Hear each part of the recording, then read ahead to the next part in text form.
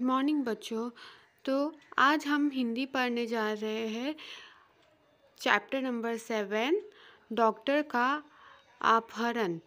तो बच्चों, इसके लेखक का नाम है हरि कृष्ण देव सरे।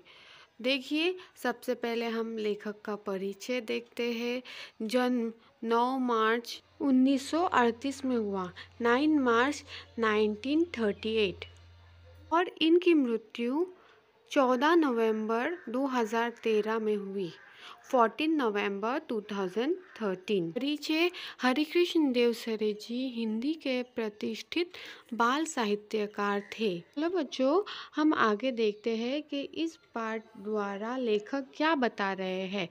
तो मैं शुरू करती हूँ। कुछ महीनों पहले आपने डॉक्टर भटनागर के अचानक लापता हो जाने का समाचार पढ़ा होगा, लेकिन उसके बाद फिर उनके बारे में कुछ भी पता न चला। हुआ यह था कि एक रात को लगभग 2 बजे उनके घर की कॉल बेल बज उठी। आदत के अनुसार डॉक्टर भटनागर उठ गए। उनकी पत्नी जागकर भी बिस्तर पर पड़ी रही, क्योंकि वह जानती थी कि ऐसा तो रोज़ ही होता है। जब कोई मरीज़ सीरियस होता है तो अस्पताल का चौकीदार उन्हें उठाने के लिए आ जाता है। तो इसमें क्या दिखाया हुआ है कि ऐसा तो रोज़ ही होता है। जब भी कोई हॉस्पिटल में मरीज़ कोई बीमार हो जाता है, सीरियस हो जाता है, तो हॉस्पिटल का चौकीदार आके डॉक्टर को उठाता है। तो वो जागकर भी बिस्तर पे ही पड़ी रही। डॉक्टर 2 बजे उठ के जा रहे थे। बताया गया है, अगर किसी को उन्हें घर बुलाकर ले जाना होता तो वह भी आकर उन्हें जगा देता। डॉक्टर भटनागर मरीजों की सेवा करना अपना परम कर्तव्य समझते थे, इसीलिए वह इसका बुरा ना मानते थे, बल्कि सहज से चले जाते थे। कोई उन्हें फीस दे या ना दे, इसकी भी उन्हें कोई चिंता न थी। तो क्या बताया गया है कि डॉक्टर को मरीजों की सेवा करना बहुत पसंद था। वो इस बात से चिढ़ते नहीं थे कि उन्हें कोई देर रात में आके जगाता था, और कोई उन्हें फीस दे ना दे उसकी भी उन्हें चिंता नहीं थी। उस रात भी वह उठे और गाउन पहने दवाइयों का बैग उठाकर चले गए। आम तौर से ये होता था कि वह 1-2 घंटे में लौट आते थे, या फिर सवेरे होते होते तो अवश्य ही आ जाते थे, क्योंकि उन्हें अस्पताल समय से पहुंचने की आदत थी। Next paragraph. किंतु उस दिन जब देर सुबह तक डॉक्टर भटनागर नहीं लौटे, तब उनकी पत्नी चिंतित हुई। पहले सोचा कि शायद मरीज की हालत गंभीर होगी, इसीलिए देर लग गई होगी। फिर यह भी सोचा कि हो सकता है आज सीधे अस्पताल चले जाए। लेकिन जब मरीज उन्हें घर पर पूछने के लिए आने लगे, तब उनकी हैरानी बढ़ गई। उन्होंने मित्रों तथा कुछ अन्य संबंधियों को फ़ोन किया और डॉक्टर साहब के बारे में पूछताछ की, किंतु कोई जानकारी न मिली। कुछ देर के लिए वह यही मान बैठी कि शायद वे किसी दूर के गांव में गए हो और किसी कारण से जल्दी वापस ना आ पाए। तो बच्चों, इस पैराग्राफ में क्या दिखाया गया है कि उस दिन जब देर सुबह तक डॉक्टर भटनागर नहीं लौटे। ऐसे तो डॉक्टर भटनागर 2 घंटे में या ज़्यादा से ज़्यादा सवेरे तक घर पे आ ही जाते थे, क्योंकि उन्हें सुबह जल्दी अस्पताल जाने की आदत सी हो गई थी। लेकिन जब उस दिन डॉक्टर भटनागर नहीं पहुंचे घर, तो उनकी पत्नी चिंतित हो गई। चिंतित होकर उसने मित्रों को, संबंधियों को कॉल करने की कोशिश की। सबको कॉल किया, लेकिन उसे कोई भी जानकारी प्राप्त नहीं हुई। कोई जानकारी प्राप्त न होने की वजह से डॉक्टर भटनागर की पत्नी को और भी ज़्यादा चिंता होने लग गई कि डॉक्टर भटनागर ऐसा कभी करते नहीं है, लेट होता नहीं है। तो फिर वो फिर भी क्या सोचती है कि हो सकता है कहीं दूर के गांव में चले गए हो, जिसकी वजह से उन्हें आने में देरी हो गई हो, या और कुछ कोई मसला हो गया हो। इस तरह से सोच सोच कर डॉक्टर भटनागर की पत्नी को चिंता हो रही थी कि डॉक्टर भटनागर अब तक घर क्यों नहीं पहुंचे हैं। तो देखते हैं आगे कि क्या हो गया था जिसकी वजह से डॉक्टर भटनागर उस रात के बाद घर वापस नहीं आए। तो बच्चों आगे का हम देखते हैं। तो आगे का पैराग्राफ है, शाम तक भी डॉक्टर भटनागर नहीं लौटे, तब उन्हें पुलिस स्टेशन को फ़ोन किया। डॉक्टर भटनागर का इस तरह गायब हो जाना पुलिस के लिए भी हैरानी का कारण बन गया। चारों ओर खोज शुरू हो गई। वायरलेस से संदेश भेज दिए गए। डॉक्टर भटनागर के गायब होने का समाचार बिजली की तरह शहर भर में फैल गया। उनकी पत्नी खोज के लिए केवल इतना ही सूत्र दे सकी कि डॉक्टर साहब अपनी कार में नहीं गए। उन्हें लेने के लिए कोई गाड़ी आई थी जिसके बड़े पहिए के निशान उन्होंने सवेरे घर के बाहर सड़क पर फुटपाथ पर देखे थे। तो इस तरह से जाहिर था कि डॉक्टर साहब किसी ट्रक में गए हुए हैं। तो इस तरह से क्या जाहिर था बच्चों कि डॉक्टर साहब किसी ट्रक या बस में गए हैं। मोहल्ले वाले से पूछताछ करने पर भी कोई जानकारी न मिली। फिर भी पुलिस ने वायरलेस से यह सूचना भी जारी कर दी कि कहीं किसी एक्सीडेंट के बारे में जानकारी मिले तो सूचना तुरंत दी जाए। आगे देखते हैं बच्चों कि कई दिन बीत गए, कोई सूचना नहीं मिली। चूँकि डॉक्टर भटनागर का कोई शत्रु भी नहीं था, इसीलिए यह शंका करना व्यर्थ था कि उनकी हत्या कर दी गई है। पुलिस अब केवल दो ही सूत्रों का विचार कर रही थी। एक यह कि कुछ गुंडों ने उन्हें छिपा लिया हो और सब उनकी पत्नी से मोटी रकम की मांग करे। दूसरा यह कि कोई डाकू दल उन्हें किसी डाकू का इलाज कराने के लिए ले गया हो। तो बच्चों इसमें क्या दिखाया गया है कि कई दिन बीत गए, कोई सूचना नहीं मिली और ये भी शंका नहीं थी कि कोई उनकी हत्या करे, क्योंकि उनका कोई शत्रु, कोई दुश्मन था ही नहीं। तो पुलिस क्या सोच रही थी, दो ही चीज़ें हो सकती है, या तो कोई उनकी पत्नी से मोटी रकम ज़्यादा पैसे मांगने के लिए किसी ने उन्हें किडनैप किया हुआ है, या किसी डाकू ने अपने साथियों का, डाकू दल मतलब डाकू के ग्रुप ने उनका अपहरण किया है कि वो अपने डाकू दल में से किसी का इलाज कर सके। तो बच्चों इस तरह से पुलिस ने सिर्फ दो ही अनुमान लगाए थे। तो चलो आगे देखते हैं। दिन पर दिन बीतते गए और डॉक्टर भटनागर के बारे में कोई जानकारी न मिली। उनके इस तरह रहस्यात्मक ढंग से गायब हो जाने से न सिर्फ पुलिस परेशान थी, बल्कि लोग भी भयभीत हो गए थे। यही कारण था कि डॉक्टर भटनागर के गायब होने का समाचार केवल एक ही बार छपा गया और बाद में भय का वातावरण बन जाने का डर से उसे दबा दिया गया। नेक्स्ट पैराग्राफ, धीरे धीरे कई महीने बीत गए। श्रीमती भटनागर निराश हो चुकी थी।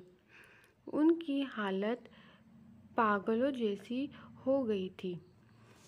हर रोज़ सुबह उठती और दरवाजे पर आकर खड़ी हो जाती, जैसे वह डॉक्टर भटनागर के आने की प्रतीक्षा कर रही हो। कई महीने बाद एक दिन श्रीमती भटनागर ने दरवाजे पर फिर से वैसी ही गाड़ी के पहिए के निशान देखे। उन्हें लगा कि शायद डॉक्टर साहब आ गए, लेकिन कहाँ। उन्हें तुरंत पुलिस को सूचना दी। खोज जारी हो गई। पुलिस का एक दल उनके घर पर भी आया। गाड़ी के निशान देखे, लेकिन उन निशानों को देखकर भी अंदाज लगाना कठिन था। हाँ, एक सीधी अवश्य मिली जो लिफाफे में बंद थी और उस पर श्रीमती भटनागर का नाम लिखा था। उस सीडी को तुरंत सुनने की व्यवस्था की। सीडी बजते ही सभी लोग हतप्रभ रह गए। उसमें डॉक्टर भटनागर बोल रहे थे। इसमें क्या दिखाया गया है कि वैसे ही ट्रक के निशान दिखाई देने लगे तो उसने डॉक्टर भटनागर की पत्नी ने तुरंत ही पुलिस को बुलाया। डॉक्टर भटनागर की कोई खबर नहीं मिली, लेकिन एक सीडी ज़रूर मिली। तो देखते हैं उस सीडी में क्या दिखाया है। आगे देखते हैं। तुम सब लोग मेरे लिए परेशान होगे, शायद अब मरा हुआ समझ लिया हो, लेकिन मैं जिंदा हूँ और बिल्कुल ठीक हूँ। तुम लोगों से करोड़ मील दूर हूँ, एक अन्य सौरमंडल के ग्रह में हूँ। तो बच्चों, अब तक क्या दिखाया गया है कि डॉक्टर भटनागर की कई महीनों तक में कोई खबर नहीं थी, लेकिन फिर उनकी पत्नी ने ट्रक के निशान देखे। निशान देखने के बाद उसने पुलिस को बुलाया, लेकिन डॉक्टर भटनागर की कोई खबर नहीं थी। लेकिन उन्हें क्या मिली? एक सीडी मिली, और वो सीडी में डॉक्टर भटनागर की रिकॉर्डिंग थी। तो देखते हैं वो रिकॉर्डिंग में डॉक्टर भटनागर ने क्या बताया हुआ है कि तुम सबको लगता होगा कि अब तक मैं मर चुका होगा, लेकिन ऐसा नहीं, मैं ज़िंदा हूँ और मैं बिल्कुल ठीक हूँ। मैं अन्य सौरमंडल पर हूँ। सौरमंडल जैसे कि पृथ्वी है, पृथ्वी के इर्द गिर्द सूरज, चाँद, सितारे हैं, उस तरह से दूसरा भी सौरमंडल होता है। तो डॉक्टर भटनागर बोल रहे हैं कि मैं बिल्कुल ठीक ठाक हूँ, मैं बिल्कुल सुरक्षित हूँ, लेकिन मैं अन्य सौरमंडल पर हूँ और तुमसे करोड़ मील दूरी पर हूँ। तो बच्चों, चलिए हम आगे देखते हैं कि धरती वाले सोचते हैं कि शायद दुनिया में जो कुछ है हम ही हैं, लेकिन इस ब्रह्मांड में तो हमारे सूर्य जैसे न जाने कितने सूर्य हैं और सभी के अपने अपने ग्रह हैं। उन ग्रह पर दुनिया बसी है और हमसे वे लोग कई गुना ज़्यादा उन्नतिशील है। मुझे यहाँ आकर अपने परिवार, मित्रों, देश और पृथ्वी से दूर का दुख तो है, बहुत ज़्यादा है, लेकिन इस बात की खुशी है कि मेरा यह भ्रम जाता रहा कि इस दुनिया में सिर्फ हम ही हैं। मुझे उम्मीद है कि पृथ्वी के लोग मेरी इस बात से कुछ सबक लेंगे। तो बच्चों, देखते हैं इसमें डॉक्टर ने क्या बताया है कि हम सोचते हैं कि दुनिया में जो कुछ है हम ही हैं, जो कुछ है हमारा ही है, लेकिन ऐसा नहीं है। दुनिया में अन्य ग्रह भी है और पृथ्वी की तरह ही वहाँ पे सूरज, चाँद, सितारे, ऐसे अन्य ग्रह भी बहुत है और वो भी बहुत उन्नतिशील है। तो इस तरह से डॉक्टर भटनागर ने बताया। अब हम आगे देखते हैं नेक्स्ट पैराग्राफ। हाँ, तो पहले सुनो वह कहानी कि मैं कैसे आया। अमेरिका में हुए मेरे सम्मान और मेरे ज्ञान के बारे में इस ग्रह के लोगों ने गुप्त रीति से सूचनाएं इकट्ठी की थी। तो इसमें क्या डॉक्टर भटनागर बता रहे हैं कि अमेरिका में जो उनका सम्मान हुआ था, तो उस ग्रह के लोगों को वो बात पता चल गई थी, तो उन्होंने सूचनाएं इकट्ठी की। ये तभी से मेरे अपहरण करने की योजना बना रहे थे। उस रात को जब मैं बाहर आया, तब एक आदमी ने मुझे बाहर खड़ी सवारी पर चलने का इशारा किया। मैं अपने सहज भाव से आगे बढ़ा, लेकिन उसी विचित्र यान को देखकर चौंक पड़ा। इसके पहले कि मैं कोई विरोध करता या भागने की कोशिश करता, 3 लोगों की मजबूत बाहों ने मुझे यान के अंदर डाल दिया। यान तेजी से घूमकर सूसू की आवाज़ करता हुआ आसमान में उड़ गया। घबराहट के कारण मैं बेहोश हो गया था और जब मुझे होश आया तो वह यान इस ग्रह पर पहुंच चुका था। मुझे एक विशेष किस्म का प्लास्टिक सूट पहनाया गया ताकि मैं ग्रह के वातावरण के अनुकूल रह सकूं। अब चूँकि मुझे यहाँ आए हुए काफ़ी समय हो गया है, मैं यहाँ से भागने की कोशिश भी नहीं कर सकता। इसलिए मुझे आप सब लोगों के लिए यह संदेश रिकॉर्ड करके भेजने की अनुमति दी गई है। तो बच्चों देखते हैं इसमें क्या बताया गया है कि डॉक्टर का अपहरण किस तरह से हुआ है। डॉक्टर का अपहरण कैसा हुआ है कि कोई लोग आए हुए थे, उन्होंने डॉक्टर को जकड़ कर यान में डाल दिया और वो यान आसमान में चला गया। हाँ, इस ग्रह का नाम बड़ा विचित्र सा है। यहाँ के लोग विज्ञान में बहुत आगे बढ़ गए हैं। इनके पास ऐसे यान हैं कि एक सौरमंडल से दूसरे तक आसानी से आते जाते हैं। यहाँ भी लोगों ने रहने के लिए घर बना रखे हैं, कारखाने हैं, बाजार है, बस्तियाँ हैं, मोटरें हैं, सभी कुछ है। लेकिन हमसे बिल्कुल भिन्न है। इनके अपने वैज्ञानिक सिद्धांत है। इन्हें कई सौरमंडलों के और उनके ग्रहों के बारे में जानकारी है। हमारा सौरमंडल इनके निकट है, इसीलिए इन्होंने आसानी से मेरा अपहरण कर लिया। मेरे अपहरण का कारण जानने से पहले यह जान ले कि ये लोग चिकित्सा शास्त्र में बहुत पिछड़े हुए हैं।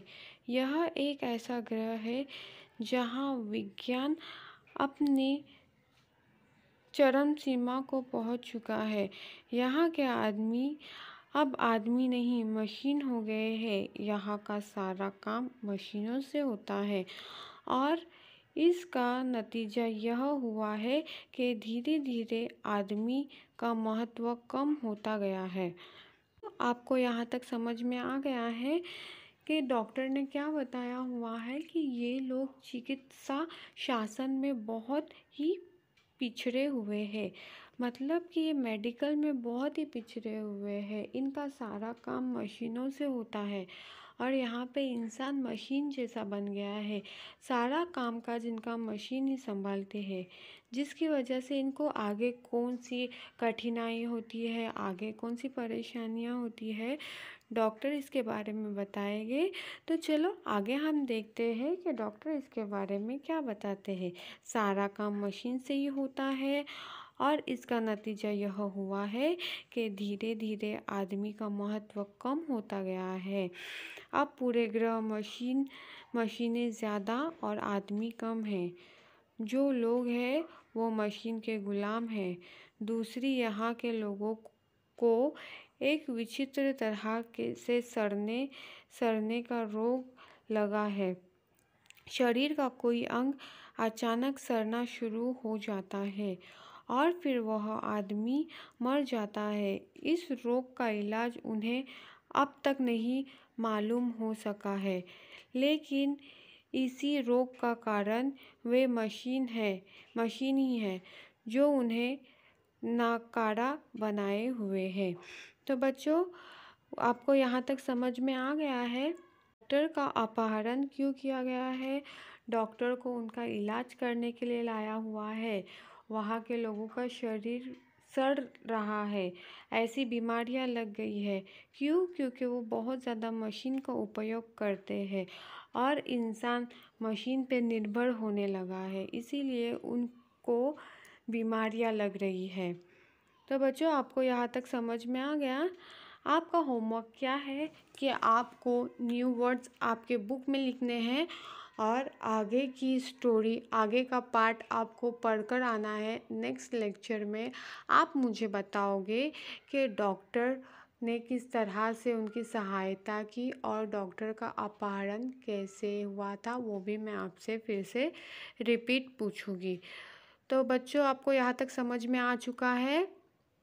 ओके, तो आपका होमवर्क आपको कंप्लीट करना है, आगे का पार्ट आपको पढ़कर आना है।